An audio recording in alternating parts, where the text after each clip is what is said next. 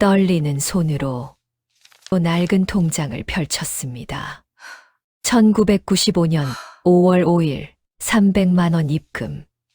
입금자 이종수. 1995년 6월 5일 300만 원 입금. 입금자 이종수. 매달 5일 한 번도 빠짐없이 꼬박꼬박 300만 원씩. 30년 동안. 그리고 그 이름. 이종수. 우리 아버지 이름이잖아. 아버지가 시어머니 통장에 30년간 10억이 넘는 돈을 보내셨다고요? 도대체 왜? 안녕하세요, 여러분. 저는 59세 박미선입니다. 30년 차 며느리이고 평범한 가정주부입니다. 오늘 제가 겪은 충격적인 이야기를 여러분께 들려드리려고 합니다. 영상이 도움이 되셨다면 구독과 좋아요 부탁드립니다. 여러분의 응원이 큰 힘이 됩니다. 그럼 이제 이 모든 일이 어떻게 시작됐는지 말씀드리겠습니다. 사실 이 모든 건 시어머니가 쓰러지시면서 시작됐습니다. 그날 밤 병원 복도에 울려 퍼지는 응급 호출음이 아직도 귓가에 맴돕니다. 보호자분, 빨리요! 간호사의 다급한 목소리에 정신없이 중환자실로 뛰어들어갔을 때 시어머니는 산소 마스크를 쓴 채 의식을 잃고 계셨습니다. 83세의 나이, 갑작스러운 뇌출혈이었습니다. 의사 선생님이 저를 복도로 부르시더니 말씀하셨습니다. 위험한 고비는 넘겼습니다만 깨어나신다 해도 혼자 생활하시기는 어려울 겁니다. 가족분들이 많이 도와주셔야 해요.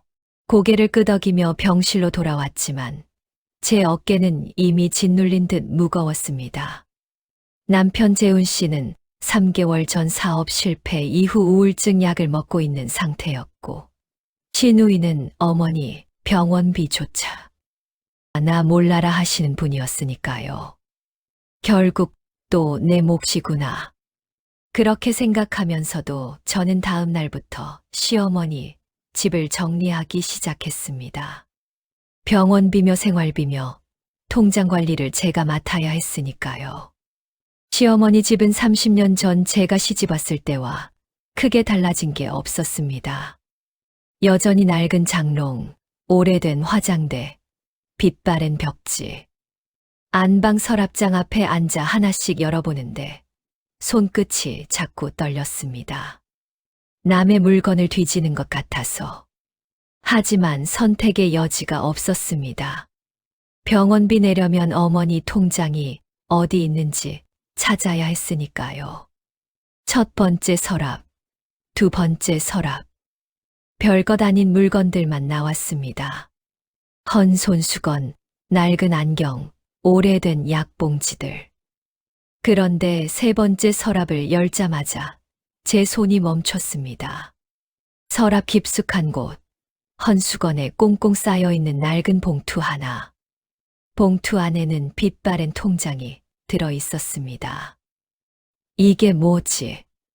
제가 알고 있던 어머니 통장과 다른 처음 보는 통장이었고 게다가 개설 날짜를 보니 1995년 5월이라고 적혀 있었습니다. 30년 전. 내가 시집 온 그 해잖아. 떨리는 손으로 통장을 펼쳐봤습니다. 그리고 그 순간 제 심장이 쿵 하고 멎는 것 같았습니다. 1995년 5월 5일 300만 원 입금. 입금자 이종수. 1995년 6월 5일 300만 원 입금. 입금자 이종수.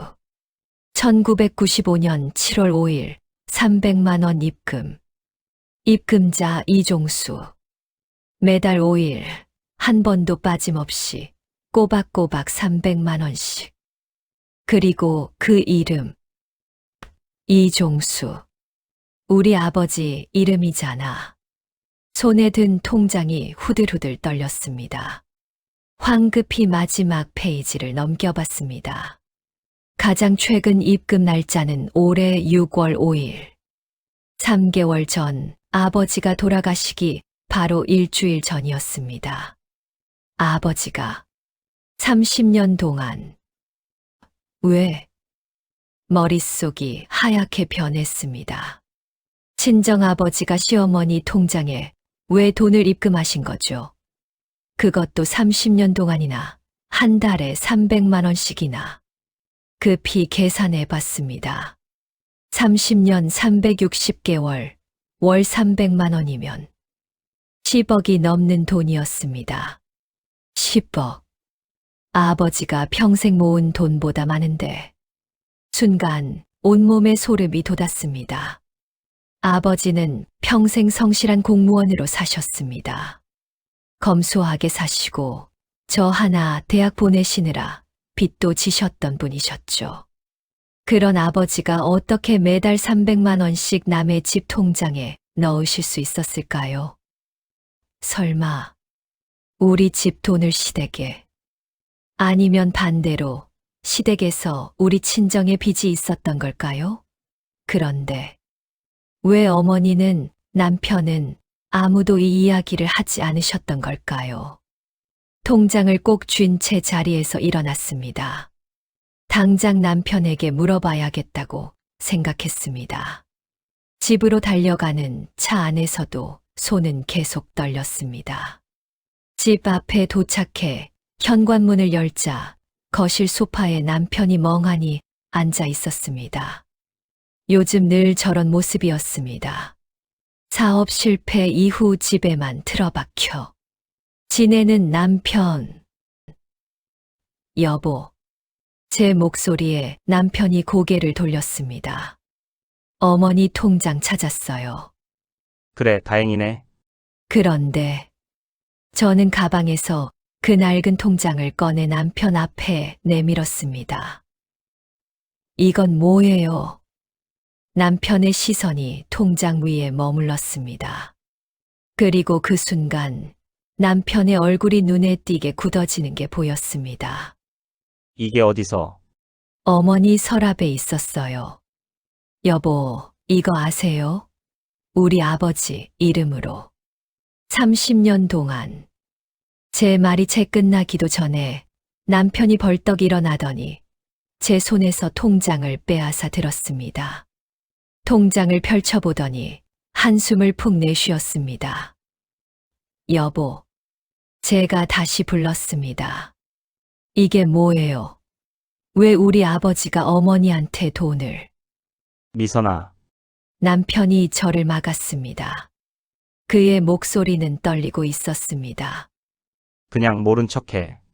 뭐라고요? 제발 부탁이야. 이건 건드리면 안 돼. 남편의 얼굴이 새하얗게 질려 있었습니다. 30년을 함께 살았지만 이런 표정은 처음 봤습니다. 무언가를 극도로 두려워하는, 숨기려는 표정이었습니다. 여보, 당신 뭔가 알고 있는 거예요. 왜 이래요? 미선아, 제발. 남편이 제 어깨를 잡았습니다. 엄마 깨어나시면 엄마한테 물어봐. 나는 아무것도 모르는 걸로 해줘. 무슨 소리예요, 대체? 제가 소리치자 남편은 고개를 떨구고 방으로 들어가 버렸습니다. 덜컥 문 닫히는 소리가 거실에 울렸습니다. 거실에 혼자 남은 저는 손에 쥔 통장을 내려다봤습니다. 30년 된 낡은 종이, 그 안에 빽빽이 적힌 300만 원의 흔적들. 남편이 뭔가 알고 있었어. 그것도 30년 전부터. 순간 섬뜩한 생각이 들었습니다. 우리 결혼 30년 시집살이, 그 모든 게 혹시 이 돈과 관계가 있는 건 아닐까?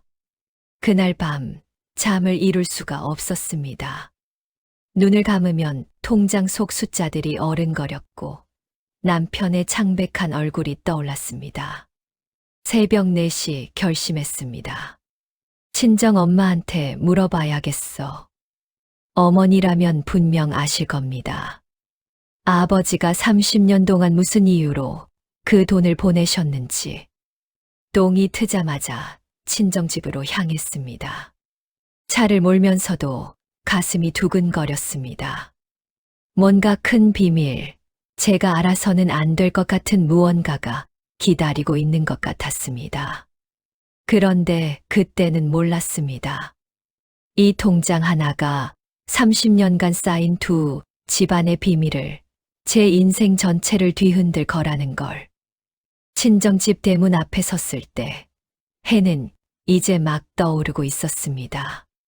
평소 같으면 이 시간에 찾아오지 않았을 텐데 어젯밤 한숨도 못 잔 제게는 단 1초도 기다릴 수가 없었습니다. 초인종을 눌렀습니다. 한참 뒤에 어머니가 나오셨습니다. 미선아, 이 새벽에 웬일이니? 엄마, 들어가서 얘기해요. 어머니 얼굴에 걱정이 스쳤습니다. 거실로 들어가 마주 앉자마자 저는 가방에서 통장을 꺼내 식탁 위에 놓았습니다. 엄마, 이게 뭐예요? 어머니의 시선이 통장 위로 향했습니다. 그리고 그 순간 어머니의 손이 미세하게 떨리는 게 보였습니다. 그게 어디서? 시어머니 서랍에 있었어요. 아버지 이름으로 30년 동안 매달 300만 원씩 입금됐더라고요. 어머니의 얼굴이 하얗게 질렸습니다. 입술을 달싹이시더니 고개를 돌리셨습니다. 엄마, 왜 아무 말씀도 안 하세요? 아버지가 왜 시어머니한테 돈을 보내신 거예요? 한참을 침묵하시던 어머니가 입을 여셨습니다. 그건 네가 알 필요 없는 일이야. 네, 제가 알 필요 없다고요? 그래, 다 옛날 일이고 이미 끝난 일이야. 어머니의 목소리가 떨리고 있었습니다. 무언가를 필사적으로 숨기려는 목소리였습니다. 엄마, 10억이 넘는 돈이에요. 아버지가 평생 모은 것보다 많은 돈인데 어떻게 알 필요 없다고 그래요? 미선아, 어머니가 갑자기 소리를 지르셨습니다. 그만해. 더 이상 파고들지 마. 처음 보는 어머니의 모습이었습니다. 80년을 사신 어머니가, 평생 차분하고 조용하셨던 어머니가 이렇게 감정을 드러내시는 건. 엄마, 아버지 유품은 다 버렸어. 볼 것도 없어. 그냥 모른 척하고 살아. 어머니가 자리에서 일어나 안방으로 들어가셨습니다. 덜컥 문이 닫혔습니다. 거실에 혼자 남은 저는 멍하니 앉아 있었습니다. 유품을 다 버렸다고, 아버지 돌아가신 게 겨우 3개월 전인데 뭔가 이상했습니다. 어머니의 반응이, 남편의 반응이, 모든 게 너무 이상했습니다. 혹시 정말로 다 버리셨을까? 아버지 유품 중에 뭔가 단서가 있을 것 같았습니다. 저는 조용히 자리에서 일어나 계단을 올라갔습니다. 2층 다락방, 그곳에 아버지 물건들이 보관되어 있을 거라 생각했습니다. 다행히 어머니는 안방에서 나오지 않으셨습니다. 조심스럽게 다락방 문을 열었습니다. 먼지, 냄새가 코를 찔렀습니다. 창문으로 들어오는 아침 햇살이 떠있는 먼지들을 비췄습니다. 구석에 쌓인 상자들, 낡은 가구들. 한 상자씩 열어보기 시작했습니다. 아버지의 낡은 옷까지, 오래된 책들, 상장들. 그러다 마지막 상자를 열었을 때 제 손이 멈췄습니다. 상자 맨 밑바닥, 헌 신문지에 쌓여있는 작은 수첩 하나. 떨리는 손으로 수첩을 꺼냈습니다.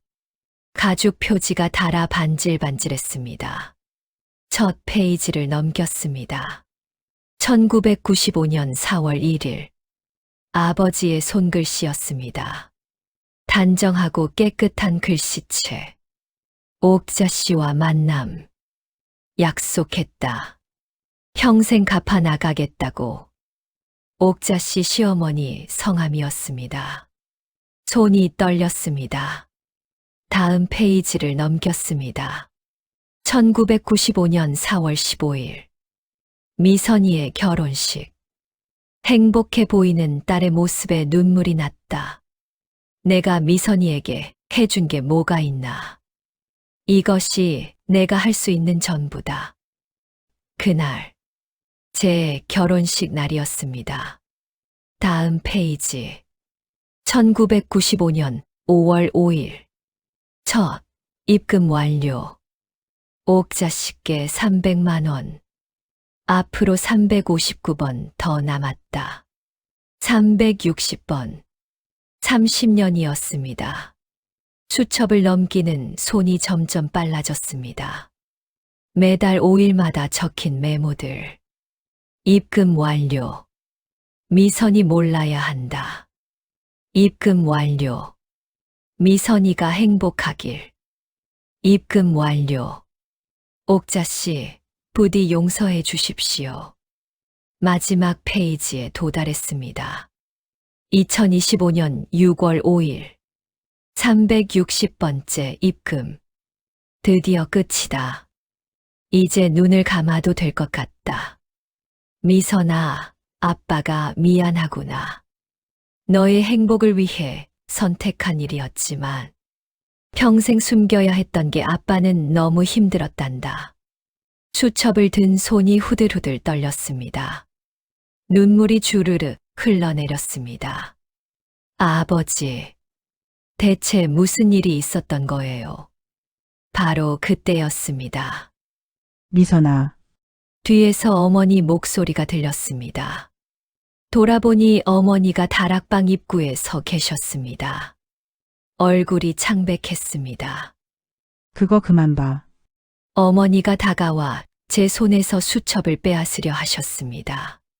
저는 얼른 수첩을 품에 안았습니다. 엄마, 이게 대체 무슨 뜻이에요? 아버지가 뭘 잘못하신 거예요? 미선아, 어머니의 눈에서 눈물이 흘러내렸습니다. 제발 더 이상 알려고 하지 마. 네 아버지가 평생 숨기신 일이야. 네가 알면 힘들어진다고. 전 이미 힘들어요. 엄마! 30년 시집살이가 뭔가 비밀 위에 세워진 것 같은 이 기분이 얼마나 끔찍한지 아세요? 어머니가 주저앉으셨습니다. 바닥에 털썩 앉아 얼굴을 감싸 주셨습니다. 네 아버지가 그때 휴대폰이 울렸습니다. 남편이었습니다. 받자마자 남편의 다급한 목소리가 들렸습니다. 미선아, 어디야? 지금 당장 집으로 와. 왜 그래요? 누나가 왔어. 엄마 통장 일로 지금 난리가 났어. 전화가 끊겼습니다. 신우이가 왔다고요? 평소에는 어머니 병원도 안 오시던 분이? 설마 통장 일을 알고? 순간 온몸에 소름이 돋았습니다. 어머니를 부축해 일으켜 세우고 말했습니다. 엄마, 저 시댁에 가봐야 해요. 나중에 다시 와서 얘기할게요. 미선아, 제발. 어머니의 울먹이는 목소리를 뒤로하고 집을 나섰습니다. 차를 몰면서도 가슴이 쿵쾅거렸습니다. 신우이가 왜 갑자기 나타난 거지?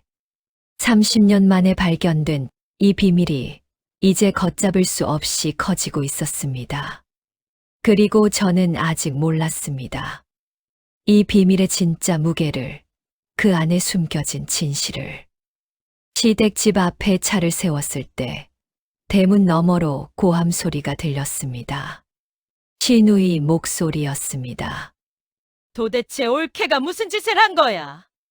황급히 현관문을 열고 들어갔습니다. 거실에는 신우이가 서 있었고 남편은 소파에 주저앉아 머리를 감싸 쥐고 있었습니다. 형님, 제가 부르자 신우이가 휙 돌아봤습니다. 그 눈빛에는 분노가 가득했습니다. 박미선, 지금 엄마 통장 뒤지고 다니는 거야? 그게 어머니 병원비 때문에 통장을 찾다가 찾다가 뭐? 함부로 손대도 되는 거야? 신우이가 제게 다가왔습니다. 그 통장 말이야 내놔. 순간 제 등에서 식은땀이 흘렀습니다. 신우이도 그 통장을 알고 있었던 거였습니다. 형님, 그 통장이 대체 뭐예요? 왜 우리 아버지가? 그건 네가 알 바 아니야. 신우이가 소리쳤습니다. 그 돈은 원래 우리 집 돈이었어. 네 친정아버지가 가져간 돈을 갚은 거라고. 제 머릿속이 하얗게 변했습니다. 뭐라고요? 30년 전 네 친정아버지가 우리 아버지 사업 자금을 몽땅 가져갔어. 그 바람에 우리 집이 망했고 오빠 사업도 제대로 시작도 못했지. 그러니까 그 돈은 우리가 받아야 할 돈이야. 신우이의 말이 마치 칼처럼 제 가슴을 찔렀습니다. 그게 사실이에요? 남편을 돌아봤습니다. 남편은 고개를 들지 못했습니다. 여보, 대답 좀 해봐요. 우리 아버지가 정말 시댁 돈을 훔쳐간 거예요? 미선아, 남편이 떨리는 목소리로 말했습니다. 그건 좀 복잡한 문제야. 복잡하긴 뭐가 복잡해. 신우이가 끼어들었습니다. 명백한 거잖아. 돈 훔쳐간 거지. 누나, 그만해요. 남편이 벌떡 일어나 소리쳤습니다. 그게 다가 아니잖아요. 왜 그 부분은 말 안 해요? 뭐가 더 있는데? 신우이와 남편이 대치하는 순간 현관문이 열렸습니다.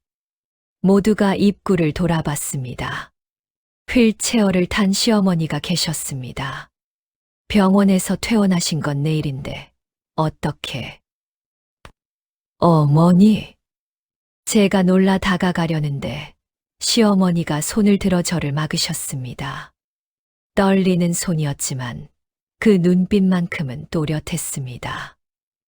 미선아, 시어머니의 목소리가 거실에 울렸습니다. 이리 와 앉아. 저는 시어머니 앞에 무릎을 꿇고 앉았습니다. 시어머니가 제 손을 잡으셨습니다. 차갑고 마른 손이었습니다. 미선아, 통장 받구나. 네, 그리고 네 아버지 수첩도 받겠지. 제가 고개를 끄덕이자 시어머니의 눈에서 눈물이 흘러내렸습니다. 30년을 함께 살았지만 시어머니가 우시는 걸 처음 봤습니다. 미선아, 이제 다 말해줄게. 30년 전 그날의 일을. 시어머니가 천천히 입을 열었습니다. 네 친정아버지가 우리 집 돈을 가져간 건 맞아. 당시 네 시아버지 사업 자금 5억 원. 그 돈을 네 아버지가 빼돌렸지. 제 가슴이 철렁 내려앉았습니다. 그 바람에 우리 집은 부도가 났고 네 시아버지는 그 충격으로 쓰러지셨어. 심장마비였지. 그때가 네 나이 20살 때였을 거야. 어머니, 하지만 미선아, 시어머니가 제 손을 더 꽉 쥐셨습니다. 네 아버지는 나쁜 사람이 아니었어. 네? 신우이가 끼어들었습니다. 엄마 무슨 소리세요? 돈 훔쳐간 사람이 나쁜 사람이 아니라고요? 시끄러워. 시어머니가 딸에게 소리쳤습니다. 넌 아무것도 몰라. 그때 상황을. 시어머니가 다시 저를 보셨습니다. 미선아, 내게 오빠가 있었던 거 아니? 네. 제가 태어나기 전에 돌아가셨다고 들었어요. 맞아, 네 오빠. 이준호, 그 아이가 백혈병에 걸렸었어. 1994년. 네가 20살 되던 해였지. 시어머니의 목소리가 떨렸습니다. 그때 네 아버지가 나한테 찾아오셨어. 무릎을 꿇고 빌더라고. 아들 살릴 돈이 필요하다고. 한 달만 빌려달라고. 제 눈에서 눈물이 쏟아졌습니다. 네 시아버지 사업 자금이 은행에 묶여 있었거든. 담보 대출이었으니까. 그런데 그 돈을 빼내려면 복잡한 절차가 필요했지. 최소 한 달은 걸린다고 했어. 네 아버지는 기다릴 수가 없었던 거야. 준호가, 네 오빠가 당장 다음 주에 수술을 받아야 하는 상황이었거든. 시어머니가 손수건으로 눈물을 닦으셨습니다. 그래서 네 아버지가 그 돈을 먼저 쓰신 거야. 절차를 거치지 않고 담보대출금을 빼낸 거지. 한 달 후에 꼭 갚겠다고 약속하시면서. 하지만 신우이가 말했습니다. 그 한 달 사이에 은행에서 갑작스런 감사가 나왔잖아요. 그래서 우리 집이 부도난 거고요. 맞아. 시어머니가 고개를 끄덕이셨습니다. 그게 네 아버지의 잘못이라고 할 수 있지. 하지만 시어머니가 저를 똑바로 보셨습니다. 미선아, 네 오빠는 수술을 받았어. 하지만 2주 후에 돌아가셨단다. 수술은 성공했는데 합병증으로 제 입에서 신음이 새어나왔습니다. 네 아버지가 우리 집에 다시 오셨을 때 난 미칠 것 같았어. 우리 집은 부도나고 남편은 쓰러지고. 그런데 네 아버지는 빈손으로 오셨더라고. 아들 장례비로 다 써버렸다면서. 어머니, 난 네 아버지를 경찰에 신고하려고 했어. 하지만 시어머니가 눈을 감으셨습니다. 네 아버지가 내 앞에서 무릎 꿇고 비셨어. 평생 갚겠다고, 매달 빠짐없이 갚겠다고. 그리고 이렇게 말씀하셨지. 제 딸 미선이가 곧 대학에 가야 합니다. 제가 전과자가 되면 그 아이 인생이 끝납니다. 제발 기회를 주십시오. 제 입을 틀어막고 흐느꼈습니다. 난 생각했어. 이 사람을 신고하면 그 집 딸아이는 어떻게 되나. 아버지는 감옥 가고 어머니는 혼자 딸 키우고. 그게 맞는 일일까? 시어머니가 제 머리를 쓰다듬으셨습니다. 그래서 약속했지. 30년 동안 360개월 동안 매달 300만 원씩 갚으라고. 그럼 원금에 이자까지 다 갚는 거라고. 대신 절대 내게는 말하지 말라고 했어. 왜 그러셨어요? 너까지 고통받을 필요는 없잖니. 네 잘못이 아닌데. 신우이가 끼어들었습니다. 그래서요? 그래서 우리 집은 망하고 오빠는 사업도 못하고 우리가 받은 피해는요. 지혜야, 시어머니가 딸을 불렀습니다. 네가 지금 서 있는 그 집도 네가 다닌 대학도 모두 그 300만 원으로 산 거야. 우리가 다시 일어설 수 있었던 건 매달 들어오는 그 돈 덕분이었어. 하지만 네 아버지가 그때 쓰러지신 건 내 탓이었어. 내가 너무 괴로워하니까 네 아버지가 심장마비로 가신 거지. 그 돈이 없었으면 우리 가족은 진작에 뿔뿔이 흩어졌을 거야. 시어머니가 휠체어를 돌려 신우이를 보셨습니다. 지혜야, 넌 그동안 엄마 병원에 한 번도 안 왔으면서 왜 오늘은 왔니? 그 통장 때문이지. 신우이의 얼굴이 붉어졌습니다. 그건 넌 그 돈을 이 빚 갚는 데 쓰려고 했지. 엄마가 죽으면 그 통장이 네 거라고 생각했고. 엄마! 나가! 당장 나가! 시어머니가 소리치셨습니다. 신우이는 한동안 서 있다가 결국 가방을 들고 집을 나갔습니다. 문이 쾅 닫혔습니다. 거실에 정적이 흘렀습니다. 저는 바닥에 주저앉아 울었습니다. 30년간 제가 몰랐던 진실. 아버지의 희생, 시어머니의 선택. 미선아, 시어머니가 제 어깨를 토닥이셨습니다. 네 아버지는 나쁜 사람이 아니었어. 아들을 살리려고 잘못된 선택을 한 거지. 그리고 그 대가를 평생 치르신 거고. 어머니, 저는 몰랐어요. 아버지가 그렇게. 알아. 넌 아무 잘못 없어. 시어머니가 제 손을 꼭 쥐셨습니다. 미선아, 내가 네게 냉정했던 거 알지? 네, 그건 네가 싫어서가 아니었어. 네가 이 비밀을 알까봐 매일 조마조마했던 거야. 네가 자꾸 친정 이야기를 하면 나도 모르게 차갑게 대했지. 그게 내 방식이었어. 어머니, 미안하다. 미선아, 30년 동안 내게 따뜻한 시어머니가 되지 못해서. 저는 시어머니 무릎에 얼굴을 묻고 울었습니다. 시어머니도 제 머리를 쓰다듬으시며 우셨습니다. 남편이 우리 곁으로 와서 함께 무릎을 꿇었습니다. 미안해. 미선아, 나도 알고 있었어. 결혼하기 전에 엄마한테 들었지. 하지만 말할 수가 없었어. 네가 너무 힘들어할까봐. 여보, 미안해. 정말 미안해. 우리 세 식구는 한동안 그렇게 얼싸안고 울었습니다. 그날 밤 저는 친정집으로 향했습니다. 어머니와 마주 앉아 모든 이야기를 들었습니다. 어머니도 우셨습니다. 미선아, 네 아버지가 돌아가시기 전에 내게 말씀하셨어. 드디어 다 갚았다고, 이제 편히 눈 감을 수 있다고. 엄마, 하지만 난 그동안 네 시댁을 미워했어. 우리 집을 그렇게 만든 네 아버지를 평생 빚쟁이로 만든 그게 너무 미웠어. 어머니가 제 손을 잡으셨습니다. 그런데 미선아, 오늘 네가 한 말 듣고 깨달았어. 네 시어머니가 우리를 신고하지 않으신 거, 그게 얼마나 큰 자비였는지. 엄마, 만약 신고하셨으면 네 아버지는 감옥 갔을 거야.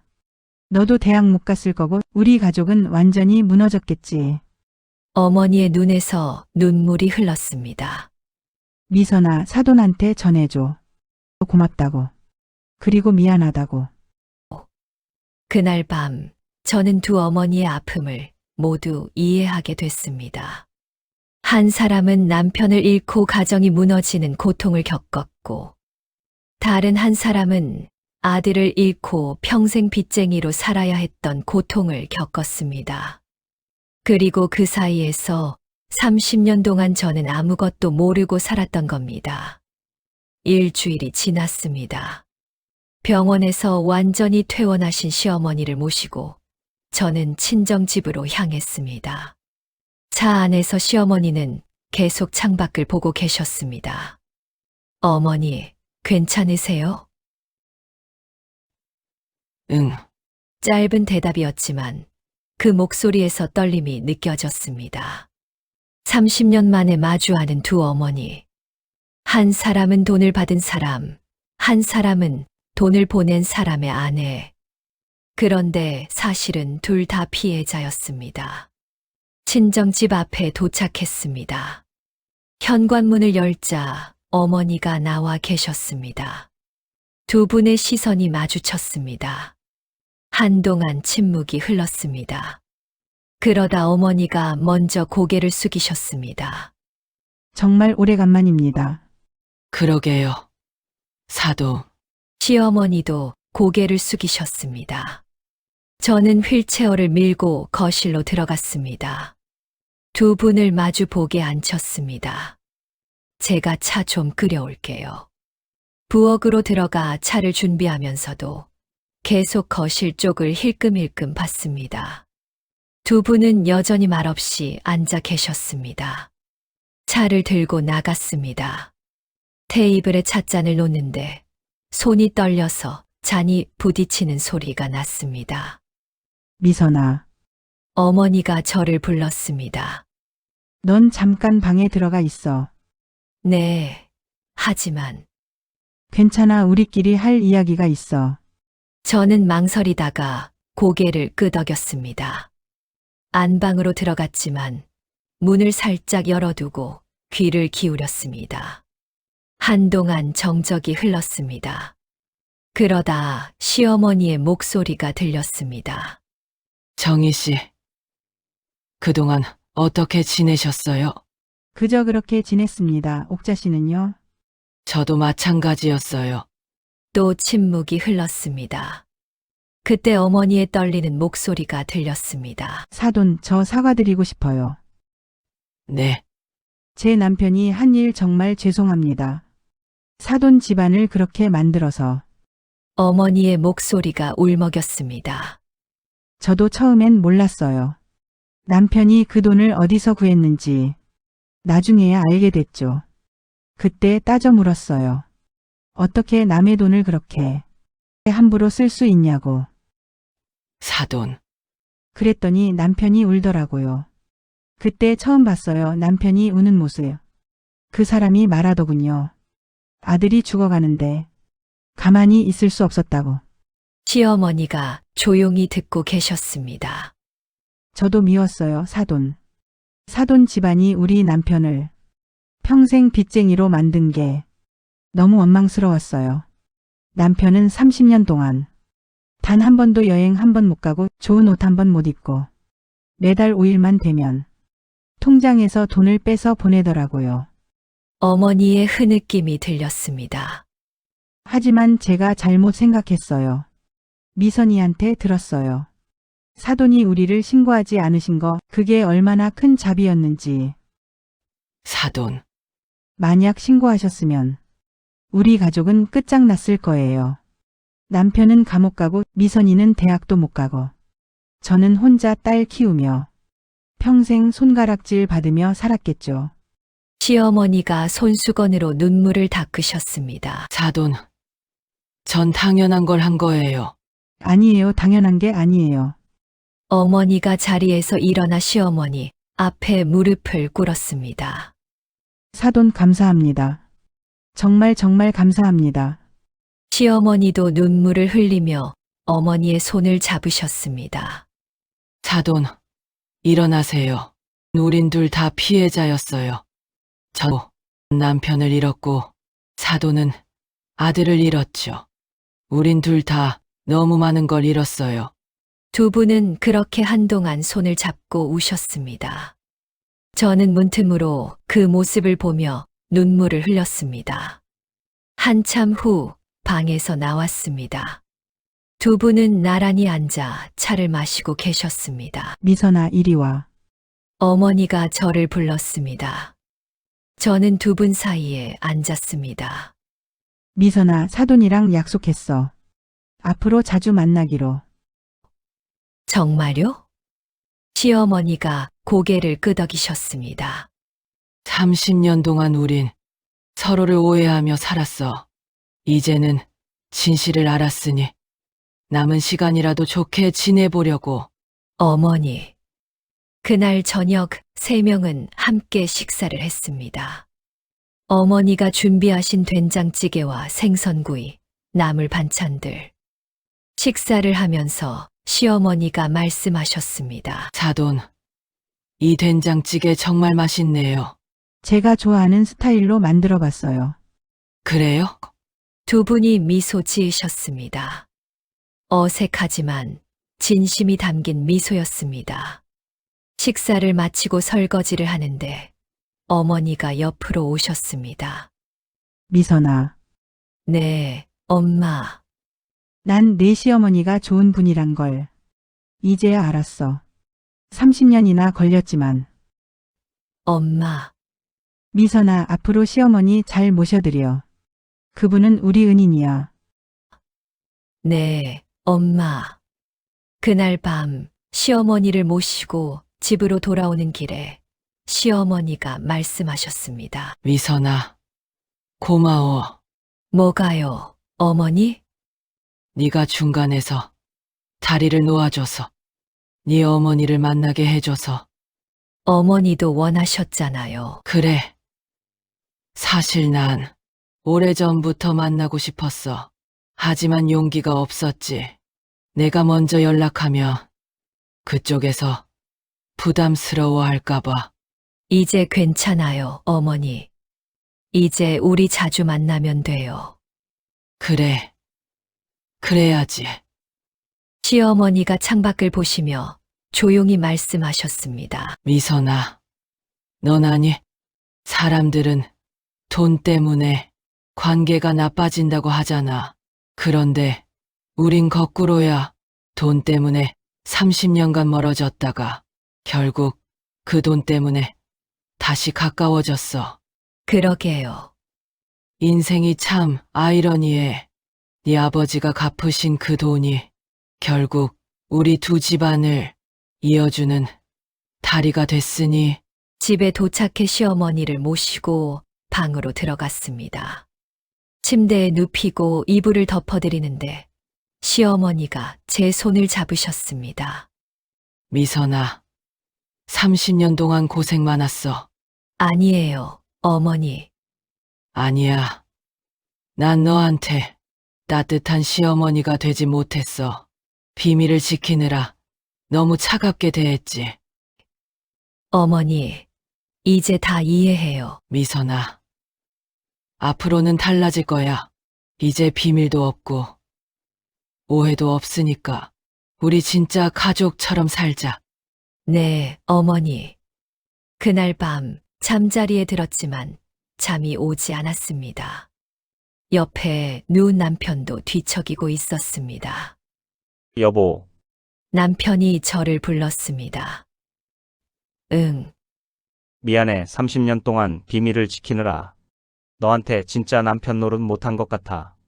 무슨 소리야. 당신도 힘들었잖아. 그래도 미안해. 남편이 제 손을 잡았습니다. 미선아, 이제 우리 다시 시작하자. 비밀도 없고 빚도 없고 그냥 우리끼리. 그래, 그러자. 창밖으로 달빛이 들어왔습니다. 저는 그 빛을 보며 생각했습니다. 30년. 참 긴 시간이었습니다. 그 시간 동안 아버지는 매달 5일마다 300만 원을 보내셨고, 시어머니는 그 돈을 받으며 복잡한 심정으로 사셨겠죠. 어머니는 남편의 빚을 원망하셨을 거고, 저는 아무것도 모른 채 시집살이를 했습니다. 하지만 이제 모든 게 끝났습니다. 빚도, 비밀도, 오해도. 그런데 왜일까요? 가슴 한구석이 여전히 허전했습니다. 아버지, 왜 진작 말씀하지 않으셨어요? 아버지가 살아계실 때 이 이야기를 들었다면 저는 아버지를 더 이해하고 더 사랑할 수 있었을 텐데. 30년 동안 혼자 그 무게를 짊어지신 아버지가 너무 안쓰럽고 죄송했습니다. 이제라도 알게 돼서 다행일까요? 아니면 차라리 모르는 게 나았을까요? 대답은 없었습니다. 다만 이제는 두 집안이 서로를 이해하게 됐다는 것. 그것만으로도 의미가 있지 않을까요? 며칠 후 저는 두 어머니를 모시고 아버지 산소에 갔습니다. 산소 앞에 선 시어머니가 저를 올리셨습니다. 사돈, 30년 동안 약속 지켜주셔서 감사합니다. 그리고 미안합니다. 제가 너무 가혹했던 건 아닌지 모르겠네요.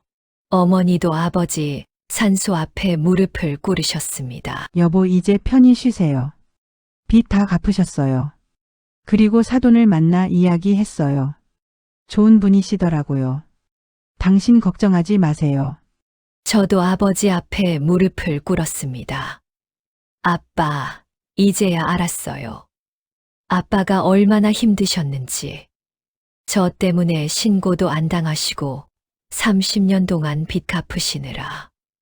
아빠, 사랑해요. 그리고 감사해요. 세 사람은 산소 앞에서 한동안 울었습니다. 산을 내려오는 길에 시어머니가 말씀하셨습니다. 사돈, 우리 다음 주에 또 만나요. 우리 집에서 식사하시죠. 그럴까요? 좋아요. 두 분이 미소 지으셨습니다. 여전히 어색하지만 예전보다는 훨씬 자연스러운 미소였습니다. 그날 밤 저는 일기를 썼습니다. 30년 동안 숨겨진 비밀이 밝혀졌다. 아버지의 희생, 시어머니의 자비, 어머니의 고통. 모든 게 이제 이해됐다. 완전히 해결된 건 아니다. 30년의 시간은 되돌릴 수 없고 아버지는 이미 돌아가셨다. 하지만 이제는 서로를 이해하게 됐다. 그것만으로도 충분하지 않을까. 용서가 모든 걸 해결해 주진 않는다. 하지만 이제는 서로의 아픔을 알게 됐다. 그것만으로도 충분할까? 창밖으로 달빛이 들어왔습니다. 저는 그 빛을 보며 조용히 눈을 감았습니다. 비밀이 없는 삶. 그게 어떤 모습일지 아직은 잘 모르겠습니다. 하지만 두렵지는 않았습니다. 이제는 함께니까요.